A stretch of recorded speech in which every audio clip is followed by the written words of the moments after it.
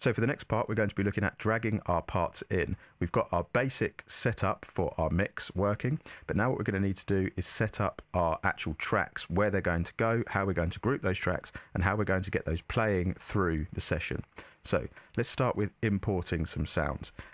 Just like the last video, we're going to be concentrating on efficiency, so quick key commands. One good key command to be able to get audio into Pro Tools quickly is Shift, Command, and I. This is going to bring up your import audio menu. As you can see here, I've got a folder open, courtesy of Matt Jones, a track called Take You Down. We can see we've got a load of different stems in here. Now these stems, we have 64 individual sounds, and then we also have a reference track here, which again from the last video is important to bring into the session so we can obviously hear what the production session sounds like and what the additional demo mix sounds like, so we've got an idea or like a benchmark to work from. But it also means now that we've got a main out, which like our demo track can go straight to the main out. It doesn't need to go through any additional processing. So we're going to select every single track here. Let's go from the top. Let's hold down Shift and go to the bottom, and it will select them all.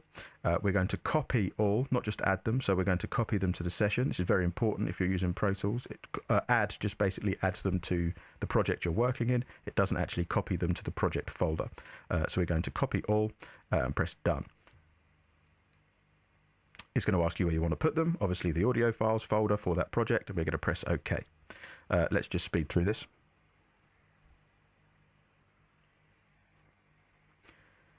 Now once it's imported, it's going to ask you, do you want to add new tracks, or do you want to add these into the clip list, which is just over to the right here. This is completely up to you. Some people like to just have them straight into the track and arrange them from there, but Pro Tools does give you the option to just add them to the clips list. I'm going to add them straight to the track, and we're going to go from the session start.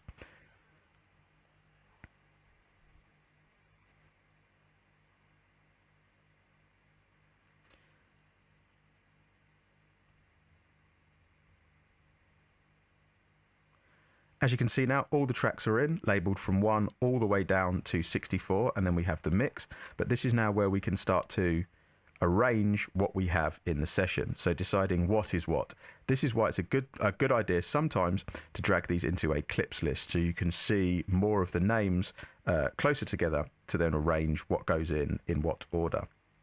However, we can do this, but if you're not using Pro Tools, you don't sometimes get the option to do that.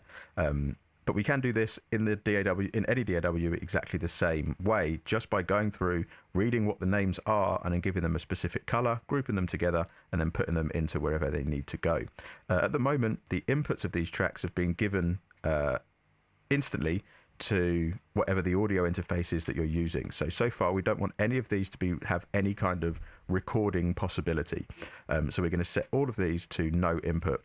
So again, from the last key commands video, Shift and Option, hold down no input, and then it will give all of these tracks that are highlighted no input whatsoever, which works good for us. All we need to worry about for these is where they're going, their output.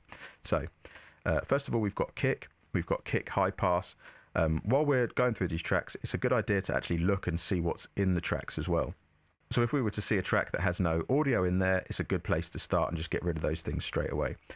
First of all, let's go through and try and find what the obvious names for certain groups are. So we're going to start with the drums. So we've got kick high pass, clap, open hat, another open hat. You can see here I'm holding down the command key just to select through and click through the things that make sense. Luckily, these have been labelled in a pretty good order. So all of the percussions so far, percussion 1, snares, they've all been labelled kind of in a really good order. So as I flow down, there's not many other tracks here that are drum. I mean, we've got another kick high pass, we've got a shaker here, but because of the way that this looks, these may have nothing in them. And we'll have a look back at this in a sec. We've got snare fill. That's good so far. So what we're going to do is grab this one. So we're going to grab one here. We're going to scroll down to the bottom of the session, and we're going to make sure that all of these are now together. So we should now have all of our drum tracks together with everything else left at the top. Here we can double click. I'm going to make all the drums red because our drum group went to red. I'm then going to make the output of all of these the drum bus. So Shift, Option, click, and let's pick this as drum bus. You'll see now all of these tracks will feed this drum bus.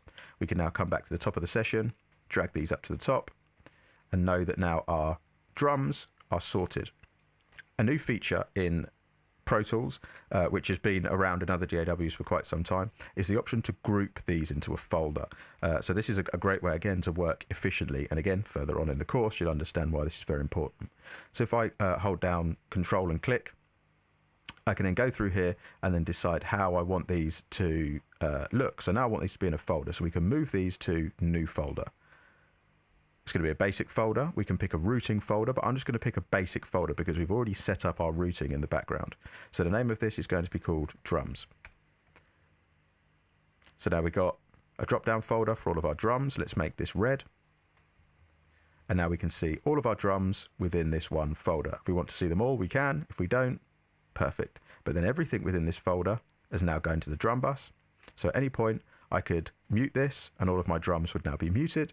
I can go down to my drum bus here, solo the drum bus if I want, or just mute the drum bus because all of our tracks will be going to there. And from there, they're going to feed our mixer A.